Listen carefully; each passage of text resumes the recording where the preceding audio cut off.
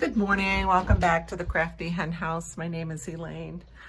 Today I'm going to take you out back and show you what I'm starting in my garden. And in a previous video, I had mentioned that I was going to start dismantling my garden and adding in some new soil, making a larger flower box, about a 6x12, and taking apart some of the small raised beds that I made out of pallets.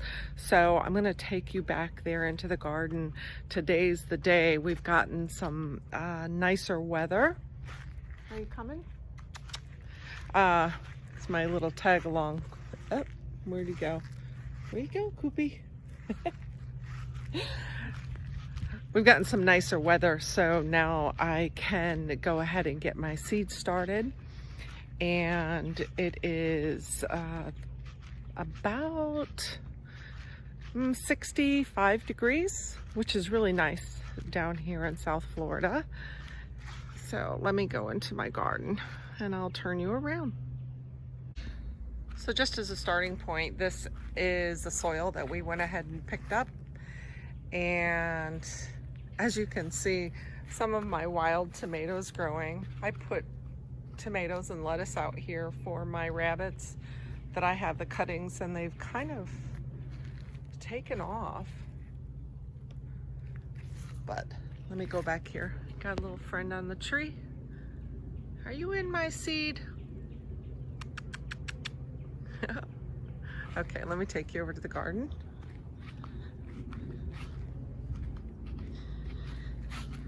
And we've had some cooler weather, and you can see the browning, and they're about ready to be pulled out. I just hate to pull the beautiful plants out too soon, because as you can see, I have a load of Campari tomatoes still needing to ripen up, but this load is pretty much done. And the same with my marigolds. The marigolds just were beautiful this year, and I'm going to go in here and deadhead these again. I'm going to share with you my seeds that I've been able to salvage inside the house when I go back in and show you. But you can see the tomatoes. This is about the best time to pick these right now before all my little squirrels get them. And he's squawking at us because we're over by the seed. And look how well my spearmint plant did so nicely. It loves this little area here. And this is my garlic. And I'm still not sure what this is. In an earlier video, I said I had planted different seeds in here, and I'm gonna leave it and just see if anything comes up, maybe a bachelor button, but that's my basil and my little peppers. And look at this. This is lettuce. Unbelievable. And then over here in my green stalk, I had some success, some failures. This is, what is it, calendula. My radishes, the soil I think was too dense for the radishes really to go deep. So we're gonna amend the soil. You can see that little one right there.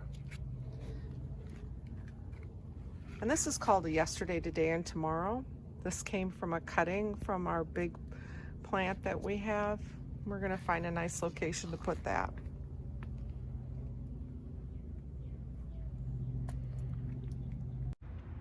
So as you can see, my garden is pretty much on its tail end. We're in February, and it's about time for that garden to be thinned out and the soil amended. And today, with the better temperatures, we're gonna go ahead and start some new seedlings and get those underway. We're supposed to have nice cool weather. within the next couple days. So this is the perfect time to get that done. So exactly where I'm at with my garden process right now is restructuring the garden, pulling out or amending the soil that I have there, and breaking down any buckets that I no longer need. I will be starting to build my planters, my new planters, and adding all the soil and the amendments in that soil, as well as planting all of my new seed starts and getting those ready to be transplanted in another 4 weeks into larger pots. And that should take me right around the time that I can start getting things into the ground. Now, before I show you the seeds that I have and go through what I think that I'm gonna plant, I'd like to shout out these 2 books that have been an extreme great help to me. This is The First Time Gardener, Growing Vegetables. This is a great book that I found a lot of very, very helpful information on. And then also there is this book. This is the Family Garden Plan. And this is a wonderful book. This has a lot of information on reminding you what you should grow and shouldn't grow according to the zone that you're in, and not to be overzealous with your garden. So this is a great book as well. I also went online to the Farmers Almanac, and in their Farmers Almanac, they have different things that you can grow in your season.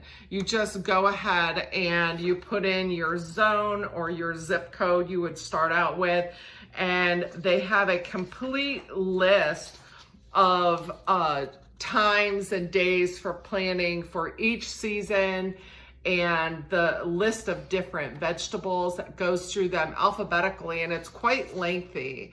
So you can go on to the gardeners, the Farmers Almanac, and pull that up. And it says it's the planting dates for spring, and you can get planting dates for fall, which is a great start. You don't have to plant everything that they can recommend. The most helpful information I've gotten about being a small gardener, I guess you could say, I have acreage, but I don't find the need to grow so many vegetables that it's consuming my time. So I guess you could say that I have an average size garden. I choose to grow vegetables that accommodate my husband and myself. My children are off to college, so I'm not required to have so many fresh vegetables in the house. But I do have enough that we don't have to buy any produce right now at this point. The only things I can say that I probably buy from the supermarket or the produce stands right now are bananas, fresh spinach, sweet potatoes, and baking potatoes. That's really, and lettuce. Some iceberg lettuce. We'll purchase that from the produce, but my tomatoes, my peppers, my spices, all of that, I'm very comfortable in the amount that I'm growing right now. So let me turn the camera down so you can see how I store my seeds.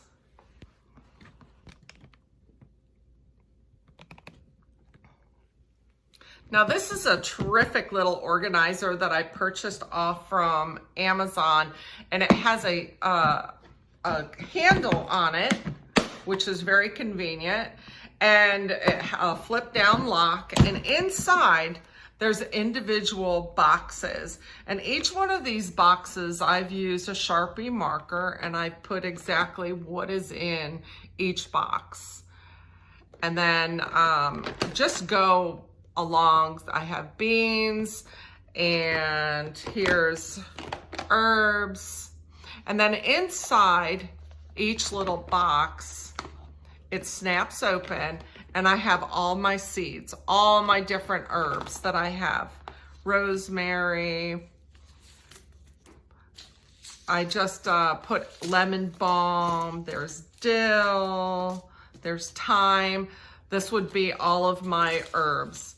And then again, I have corn.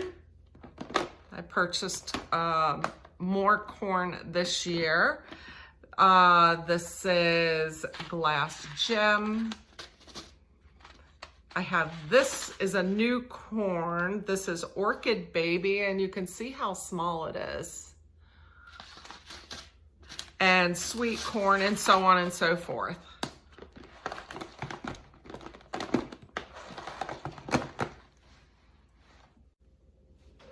So as you can see, I have a plethora of different seeds to choose from. And I think what I'm going to concentrate on today is pulling the seeds that I need to seed start, which would be anything, say peppers. You can do jalapeno peppers, you can do green peppers, yellow peppers, red peppers, any of your peppers that you're going to start in small starts and that you will transplant up until it is time to transplant them into the ground. I'm also going to do some tomatoes. I'm going to start some tomatoes today as well and get those seed started so that within about 4 weeks, transplant them up. Within that time frame, I should have my main box done, the soil amended, and then it won't be too long after that that they will be ready to be transplanted into the garden. So that's where I'm at today. Things such as my cucumbers and my beans, those type of things, I will direct sow them right into my garden. So I won't be starting those now. Same with onions. I'll direct sow those as soon as my garden box gets built and gets put up and ready and all my soil is amended. All of those type of things will get direct sown. So this basically what I'm doing today is just doing a seed start, getting them started and getting ready to transplant them. Lastly, I wanted to share with you, this is from the Old Farmers Almanac, and it's an index on how to start a vegetable garden. You can go right online and print this out. Inside this how to start a garden, it has choosing which vegetables are good for you, for your zone. It's where you can find out when the planting season is most profitable for your zone, what things you should be doing to amend soils, what things you should be doing to start your seedlings. It also has this plan software that you can sign up and get, and it shows you how to best lay out a garden that is for your needs, what you might be interested in planting. And it shows you exactly how is the best way to plant your vegetables. If you should have corn next to the green beans or the sweet peas, you don't want the sweet peas or the green beans vining up the corn. You need to keep that separate from things that are vining. And giving your tomatoes space. You don't want to cram your tomato plants right up against your corn plants because then the backside's not going to get adequate sunlight. So you just want to make sure that you're preparing yourself exactly where you want to plant and how much you want to plant. And again, this is building soil, great information for building soil. So again, this is from the Old Farmers Almanac, and I printed it out just to have a good read. It also has a little about raised beds in here. So lastly, I just want to say is don't get discouraged. I have gotten discouraged in the past doing my gardens. My thought pattern was larger than my space. My need was less than my thought pattern. So you just kind of want to wrap your mind around what type of garden are you looking to build? Are you looking to do a garden that is rewarding and is a hobby and may grow? That's what I found. I found that I started out over the top. It didn't work out. I couldn't keep up with everything. It was overwhelming, and I just kind of fizzled out. I went back and I started doing some small raised beds that I built out of the pallets. And now that I know what I can grow, it's rewarding. I'm not frustrated. I know I'm at a stage where I know I've got this, and it's small enough that I can learn as I grow.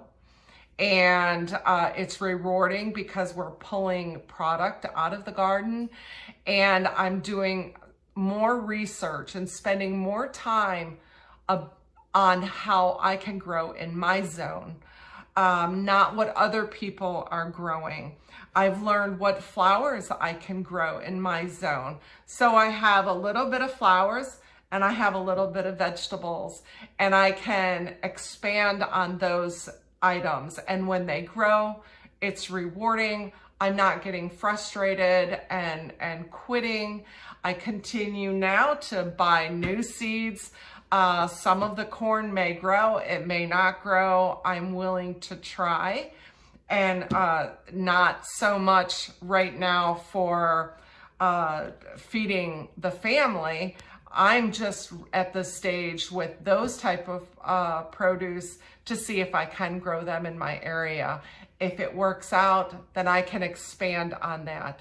Right now, I know the things that work for us and the things that don't work for us. Therefore, this has become another gift of joy, is creating this garden.